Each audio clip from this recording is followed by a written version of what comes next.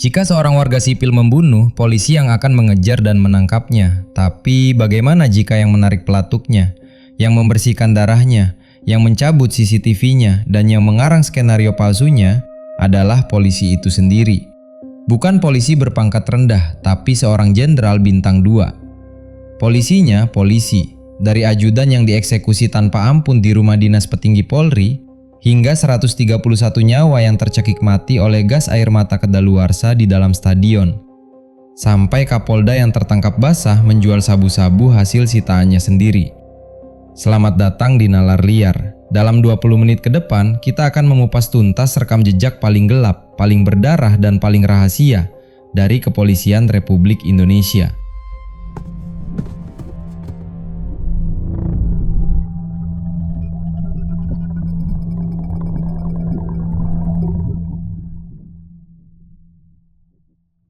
Sebelum kita membedah satu persatu tragedi yang terjadi, kita perlu melihat gambaran besarnya. Setiap kali ada skandal yang melibatkan aparat, kata yang paling sering disodorkan kepada publik adalah oknum. Narasi bahwa ini hanyalah segelintir apel busuk di dalam keranjang yang sehat. Tapi mari kita lihat rekam jejaknya. Rekam jejak gelap kepolisian Indonesia tidak dimulai dan tidak berakhir di satu kasus saja. Di bawah permukaan citra institusi ini terdapat lapisan demi lapisan sejarah kelam yang membentang dari dekade ke dekade, 1998 sampai 1999. Penembakan mahasiswa di tragedi Semanggi 1 dan 2, di mana aparat gabungan TNI Polri menembak demonstran tak bersenjata, menewaskan puluhan orang. Sampai hari ini keadilannya masih menggantung. 2016, pengakuan menggemparkan dari bandar narkoba terpidana mati Freddy Budiman, yang dengan lugas menyebut nama-nama petinggi Polri, BNN, dan TNI sebagai backing utama bisnis haramnya. 2022, tragedi Kanjuruhan, di mana gas air mata yang ditembakkan secara aktif oleh polisi ke arah tribun penonton menewaskan 131 jiwa dalam semalam. 2022 sampai 2023, Inspektur Jenderal Teddy Minahasa, seorang Kapolda dengan 2 bintang di pundaknya, tertangkap karena menginstruksikan anak buahnya untuk menukar barang bukti sabu dengan tawas dan menjualnya kembali ke jalanan. Semua ini bukan insiden-insiden acak yang berdiri sendiri. Semua ini adalah bukti nyata dari sebuah pola. Dan pola itu mengarah pada satu pertanyaan besar tentang seberapa rapuh sistem pengawasan di dalam institusi penegak hukum kita. Untuk memahami seberapa parah kerusakan sistemik ini, kita harus mulai dari sebuah kasus yang berhasil mengoyak jantung internal kepolisian itu sendiri. Sebuah pembunuhan yang dirancang di dalam rumah jenderal yang tugas utamanya adalah mengawasi moral para polisi. Nofriansah Yosua Huta Barat lahir dari keluarga sederhana di Muaro Jambi, Sumatera. Ia adalah putra kebanggaan keluarganya, salah satu dari mereka yang berhasil lolos seleksi ketat masuk kepolisian. Ia terpilih menjadi ajudan atau dalam istilah polisi ADC dari seorang jenderal bintang 2, Inspektur Jenderal Verdi Sambo. Saat itu menjabat sebagai Kepala Divisi Profesi dan Pengamanan Kadif Propam Polri. Sebuah jabatan yang bukan sembarangan. Propam adalah lembaga internal yang bertugas mengawasi dan menindak pelanggaran etik sesama polisi. Sambo dengan kata lain adalah polisinya polisi. Yosua hidup dalam lingkar kekuasaan tertinggi Polri, dan lingkar itu ternyata jauh lebih berbahaya dari yang ia kira. Inspektur Jenderal Verdi Sambo bukan nama biasa. Ia dikenal sebagai pejabat yang ambisius, cerdas, dan memiliki jaringan luas di dalam institusi. Sebagai Kadif Propam, ia memiliki akses penuh ke data pelanggaran seluruh anggota Polri. Ia tahu siapa yang punya masalah, siapa yang bisa dikendalikan, dan siapa yang memegang rahasia. Ia juga tinggal di rumah dinas mewah di kawasan Komplek Polri, Duren 3, Jakarta Selatan. Dan di sanalah skenario berdarah itu bermula. Namun Sambo bukan satu-satunya aktor dalam kisah ini. Ada istrinya, Putri Chandrawati. Ada ajudan lain bernama Barada Richard Eliezer dan Bribka Riki Rizal. Ada sopir pribadinya, Kuat Ma'ruf. Semua akan terseret ke dalam pusaran kebohongan yang ketika akhirnya terbongkar, membuat tingkat kepercayaan publik terhadap Polri runtuh ke titik terendah dalam sejarah. Putri Chandrawati beserta rombongan termasuk Kuat Ma'ruf, Barada Richard Eliezer, Bribka Riki Rizal, dan Brigadir J tiba di rumah Saguling 3. mereka melakukan tes PCR. Ferdi Sambo tiba belakangan, ia langsung menemui sang istri. Yang terjadi dalam percakapan itu, versi resmi maupun versi yang kemudian dibantah, menjadi titik api seluruh tragedi ini. Sambo mengklaim istrinya melaporkan bahwa Brigadir J telah melecehkan dirinya saat mereka berada di Magelang. Sambo menurut pengakuannya sendiri marah dan emosi. Ia memanggil Bribka RR dan bertanya apakah Ricky berani menembak Yosua. Ricky menjawab, "Tidak berani pak, saya tidak kuat mentalnya." Sambo lalu beralih ke Baradae. "Berani kamu tembak Yosua?" tanya Sambo. Baradae yang lebih muda, lebih junior dan berada dalam tekanan penuh menjawab, "Siap komandan." Rombongan tiba di rumah dinas Duren 3. Sambo turun dari mobil.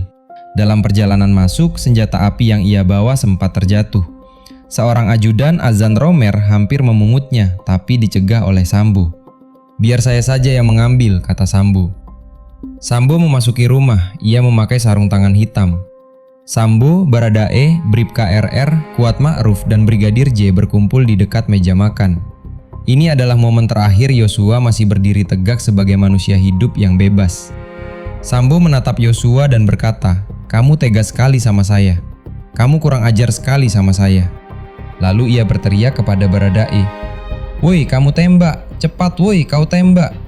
Baradae melepaskan beberapa tembakan yang mengarah ke tubuh Yosua. Yosua pun terjatuh dan tak berdaya di dekat tangga. Dalam kondisi Yosua yang sudah terkapar, Ferdi Sambo mendekat dan melepaskan satu tembakan terakhir yang berakibat fatal. Yosua menghembuskan napas terakhirnya di tempat kejadian. Ia berusia 27 tahun, dan ia tidak pernah tahu alasan pasti di balik peristiwa tersebut. Ferdi Sambo kemudian menghubungi Polres Metro Jakarta Selatan. Ia melaporkan narasi bahwa telah terjadi insiden tembak-menembak antara dua ajudannya, Brigadir J dan Baradae, yang diklaim berawal dari dugaan pelecehan terhadap istrinya. Ini adalah sebuah kebohongan yang terencana. Skenario palsu sudah disiapkan. Kamera pengawas atau CCTV di rumah dinas yang merekam seluruh kejadian dirusak dan dihilangkan jejaknya. Para saksi dikumpulkan dan diarahkan untuk memberikan keterangan yang sejalan dengan cerita rekayasa tersebut. Baru pada hari ini, insiden yang menimpa Brigadir J diumumkan ke publik oleh Kepala Biro Penerangan Masyarakat, Karopenmas Humas Polri, Brigadir Jenderal Ahmad Ramadan. Narasi yang beredar saat itu, Brigadir J tewas dalam baku tembak dengan Baradae karena reaksi spontan, dan sama sekali tidak ada unsur perencanaan. Keluarga Yosua di Jambi menerima kabar tersebut dengan bingung dan curiga. Ada sesuatu yang sangat janggal dari cerita yang mereka dengar. Tim Komnas HAM yang menelusuri rekaman CCTV menemukan fakta bahwa Brigadir J masih terlihat hidup dan dalam kondisi baik sepulang dari Magelang. "Tidak ada kekurangan satu apapun," kata Komisioner Komnas HAM Khoirul Anam saat itu. Namun yang paling menentukan, pada pemeriksaan ketiga, Jumat malam 5 Agustus 2022, Baradae mencabut seluruh pernyataannya. Ia mengaku secara langsung kepada Kapolri Jenderal Listio Sigit Prabowo bahwa dirinya hanya mengikuti skenario rekayasa Ferdi Sambo. Ia tidak pernah terlibat baku tembak. Ia murni diperintah untuk menembak Yosua. Kebohongan 27 hari itu runtuh dalam satu malam. Ferdi Sambo resmi ditetapkan sebagai tersangka. Begitu pula Putri Chandrawati, Ricky Rizal, dan Kuat Ma'ruf. Reka ulang 78 adegan dilakukan pada 30 Agustus 2022 di 3 lokasi. Dan untuk pertama kalinya, Indonesia menyaksikan seorang jenderal aktif Polri menjalani rekonstruksi kasus penghilangan nyawa berencana. Pada akhirnya, Majelis Hakim Pengadilan Negeri Jakarta Selatan menjatuhkan vonisnya. Ketua Majelis Hakim Wahyu Iman Santoso membacakan amar putusan dengan kalimat yang menggemparkan seluruh ruang sidang. Menjatuhkan terdakwa Ferdi Sambo dengan pidana mati. Menyatakan terdakwa Ferdi Sambo SH SIK MH telah terbukti secara sah dan meyakinkan bersalah melakukan tindak pidana turut serta melakukan pembunuhan berencana dan tanpa hak melakukan tindakan yang berakibat sistem elektronik tidak bekerja sebagaimana mestinya yang dilakukan secara bersama-sama.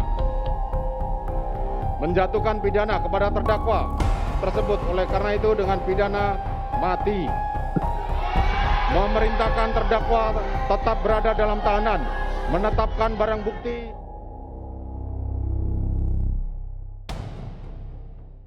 Stadion Kanjuruhan, Malang, Jawa Timur. Sebuah derby Jawa Timur yang selalu memicu tensi tinggi.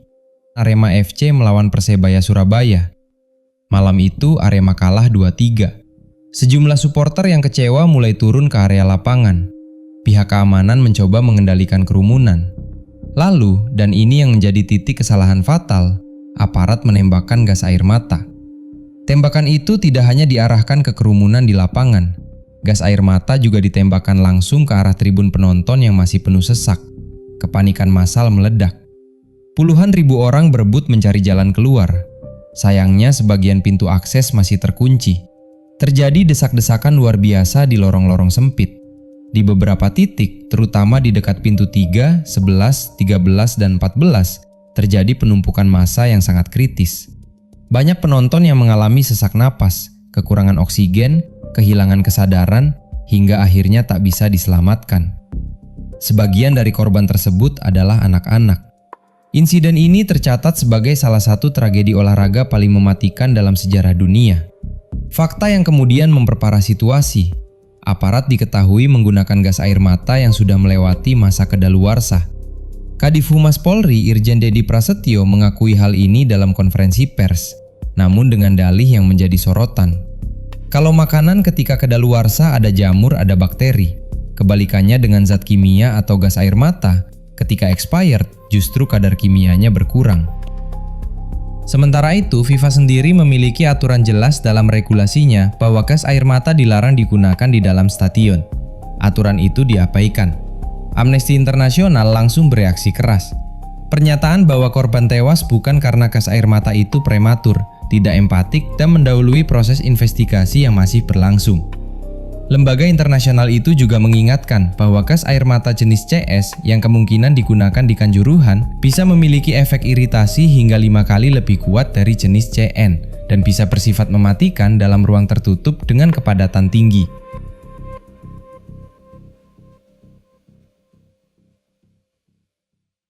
Freddy Budiman, gembong narkoba yang selama bertahun-tahun mengendalikan jaringan penyelundupan ekstasi skala internasional dari balik jeruji penjara, dieksekusi mati.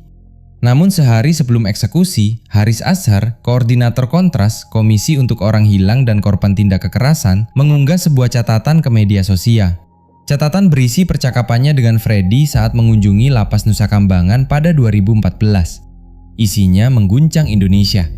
Freddy mengaku bahwa ia bukanlah bos tunggal, bosnya ada di China, dan untuk memastikan setiap pengiriman narkoba berjalan mulus, ia menelpon pihak-pihak tertentu, polisi, BNN, Bea Cukai.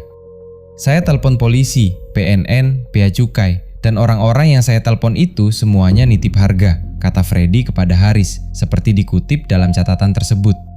Nominal yang ia sebut mengejutkan. 450 miliar rupiah diberikan kepada oknum PNN selama beberapa tahun operasinya. 90 miliar rupiah kepada pejabat tertentu di Mabes Polri.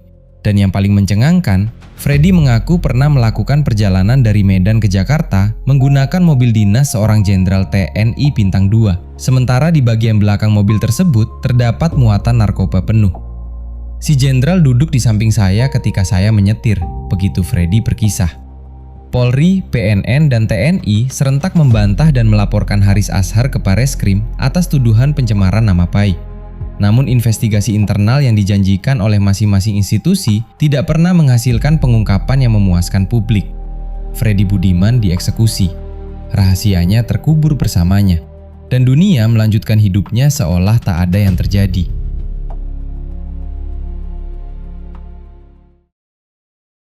Polda Metro Jaya mengungkap jaringan peredaran narkoba.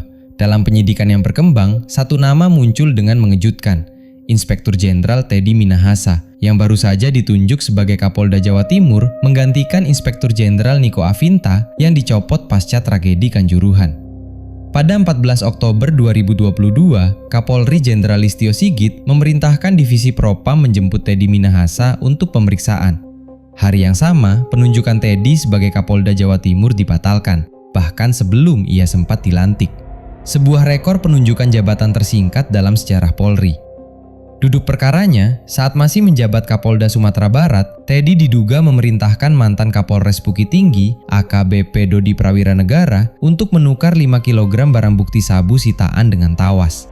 Sabu tersebut berasal dari hasil sitaan kasus narkoba Polres Bukit Tinggi sebesar 41,4 kg pada Mei 2022. Sabu curian itu kemudian dijual melalui rantai perantara, dari Dodi ke Linda Pujiastuti, dari Linda ke Kompol Kasranto, dari Kasranto ke pengedar di Kampung Bahari, Jakarta, dan beredar di jalanan.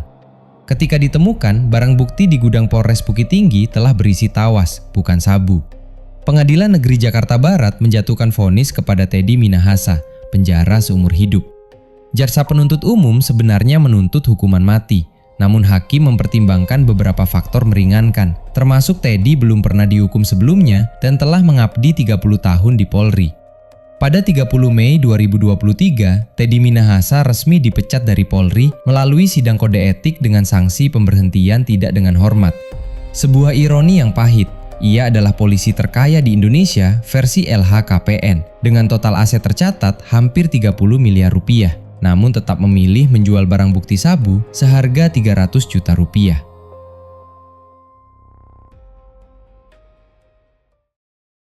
Kita perlu mundur ke 1998 untuk melihat bagaimana pola ini telah berlangsung jauh lebih lama dari yang kita sadari. 13 November 1998, tragedi Semanggi I. Ribuan mahasiswa berunjuk rasa menolak pelaksanaan sidang istimewa Majelis Permusyawaratan Rakyat Pemerintahan Transisi B.J. Habibie. Aparat gabungan TNI Polri membubarkan massa. Namun, pembubarannya tidak menggunakan water cannon atau barikade. Aparat mengejar demonstran hingga ke dalam kampus Universitas Atmajaya dengan peluru tajam. Salah satu korban pertama, Teddy Wardani Kusuma, mahasiswa Institut Teknologi Indonesia, ditembak saat duduk di jalan. Bernardus Realino Norma Irmawan, Wawan, mahasiswa Fakultas Ekonomi Atmajaya, ditembak saat mencoba menolong rekan yang terluka di pelataran parkir kampus.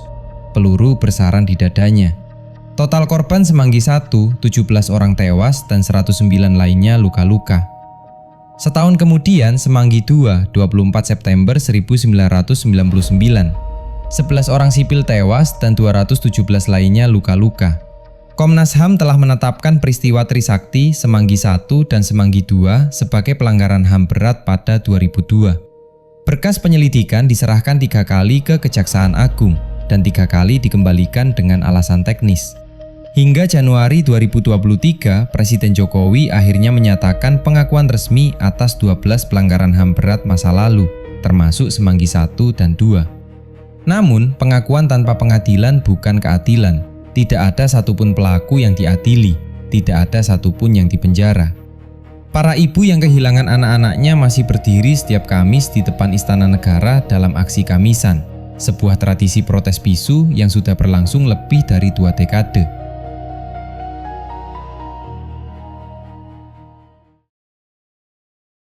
Kasus Ferdy Sambo bukan hanya tentang satu pembunuhan.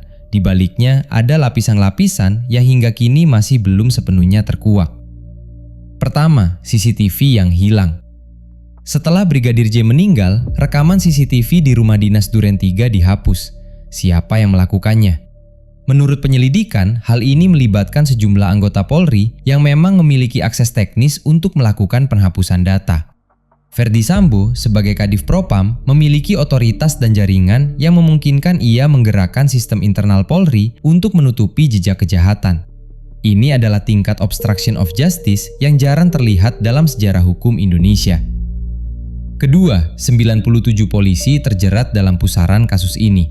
Selama proses penyelidikan, 97 anggota Polri diperiksa dan dikenai sanksi, mulai dari mutasi hingga pemecatan, karena dianggap terlibat dalam pelanggaran etik, penghambatan penyidikan, atau pemufakatan kebohongan. Ini angka yang belum pernah terjadi sebelumnya dalam sejarah Polri. Artinya, kasus ini bukan kejahatan personal. Ini adalah kejahatan sistemik yang melibatkan jaringan luas di dalam institusi. Ketiga, motif yang tetap misterius. Narasi resmi yang digunakan persidangan adalah Ferdy Sambo marah karena istrinya dilecehkan oleh Brigadir J. Namun sejumlah pengacara keluarga korban dan pengamat hukum mempertanyakan, benarkah itu satu-satunya motif? Beberapa teori yang beredar, meskipun tidak pernah terbukti secara hukum, menyebutkan bahwa Brigadir J mungkin mengetahui rahasia tertentu tentang kehidupan Sambo atau bisnis gelap yang ia jalankan. Bahwa yang sesungguhnya dibeli oleh peluru itu bukan hanya nyawa Yosua, melainkan keheningan seorang saksi. Keempat, apakah Putri Chandrawati benar-benar korban atau aktor? Putri Chandrawati divonis 20 tahun penjara oleh Pengadilan Negeri Jakarta Selatan. Rekonstruksi 78 adegan di 3 lokasi tidak menjawab semua pertanyaan ini secara memuaskan.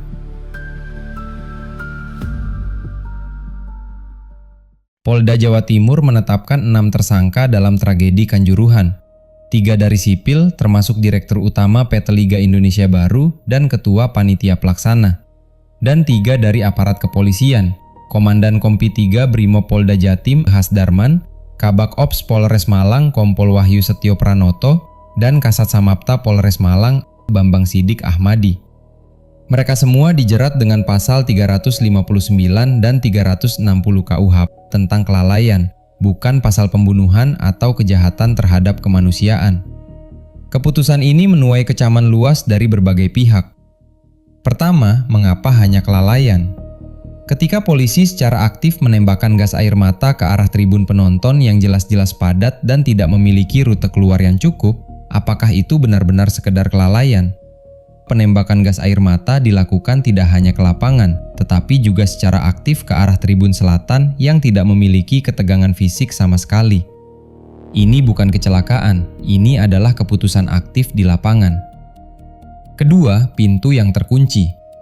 Salah satu faktor kematian massal terbesar adalah sejumlah pintu keluar yang dalam keadaan terkunci ketika ribuan penonton berusaha melarikan diri. Siapa yang mengunci pintu-pintu itu? Mengapa tidak dibuka saat situasi darurat? Pertanyaan ini tidak pernah terjawab secara memuaskan dalam proses hukum. Ketiga, impunitas yang berulang. Komnas HAM menyoroti fakta bahwa penggunaan gas air mata di dalam stadion sudah dilarang FIFA. Namun ini bukan kali pertama polisi menggunakan gas air mata di dalam stadion di Indonesia. Insiden serupa pernah terjadi di Kanjuruhan pada 2018. Tidak ada tindakan korektif nyata yang dilakukan setelah insiden 2018. Dan hasilnya 131 jiwa melayang di 2022. Tim Gabungan Independen Pencari Fakta (TGIPF) yang dibentuk langsung oleh Presiden Jokowi melalui Kepres nomor 19 tahun 2022 mengeluarkan laporan lengkap, namun rekomendasi dari laporan tersebut tidak sepenuhnya dieksekusi oleh institusi terkait.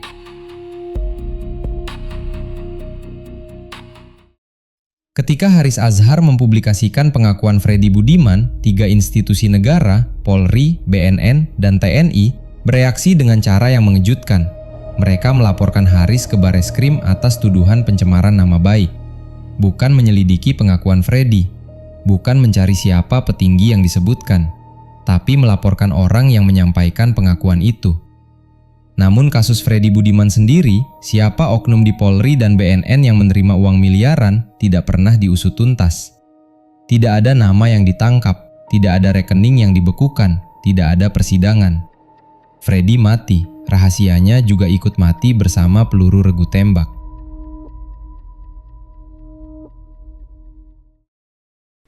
Verdi Sambo divonis mati oleh Pengadilan Negeri Jakarta Selatan pada 13 Februari 2023. Putri Chandrawati 20 tahun penjara. Baradae Richard Eliezer 1,5 tahun penjara, paling ringan karena statusnya sebagai justice kolaborator. Bribka Riki Rizal 13 tahun penjara. Kuat Ma'ruf 15 tahun penjara. Verdi Sambo mengajukan banding. Pengadilan Tinggi menolak seluruh upaya banding. Vonis mati dikuatkan. Upaya kasasi ke Mahkamah Agung juga ditolak. Namun pada 8 Agustus 2023, entah kenapa Mahkamah Agung mengabulkan permohonan kasasi dan menganulir vonis hukuman mati yang dijatuhkan oleh pengadilan tingkat pertama dan banding. Sekarang Verdi Sambo masih berada di penjara, menjalani hari-hari dengan bahagia, bahkan sempat melanjutkan kuliah S2 di dalam penjara. Kenapa bisa? Ya gimana ya?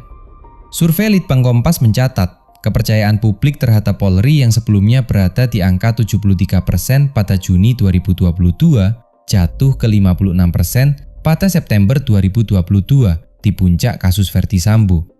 Angka itu perlahan naik kembali, tapi seberapa dalam kepercayaan itu pulih adalah pertanyaan yang berbeda.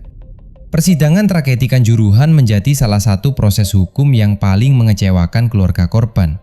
Pada Maret 2023, Hakim Pengadilan Negeri Surabaya membebaskan 2 terdakwa sipil, Direktur Utama PT LIB Ahmad Hadian Lukita dan Security Officer Suko Sutrisno. Ketua Panitia Pelaksana Abdul Haris divonis 1 tahun 6 bulan penjara. 3 terdakwa dari kepolisian mendapat vonis yang jauh dari tuntutan jaksa, antara 2 sampai 2,5 tahun penjara.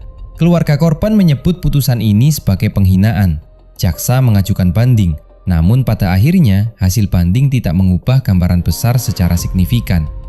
Tidak ada pejabat Polri, BNN, atau TNI yang pernah dijadikan tersangka atas dasar pengakuan Freddy Budiman. Haris Azhar, orang yang menyampaikan pengakuan itu, justru yang menjalani proses hukum panjang. Meski akhirnya divonis bebas, proses yang ia lalui menjadi peringatan nyata bagi siapapun yang berani berbicara tentang keterlibatan aparat dalam kejahatan terorganisir. Kasus Freddy Budiman secara resmi tutup bersama peluru regu tembak pada 2016. Inspektur Jenderal Teddy Minahasa menjalani hukuman penjara seumur hidup. Ia telah dipecat secara tidak hormat dari Polri. Namun pertanyaan yang lebih besar tetap menggantung.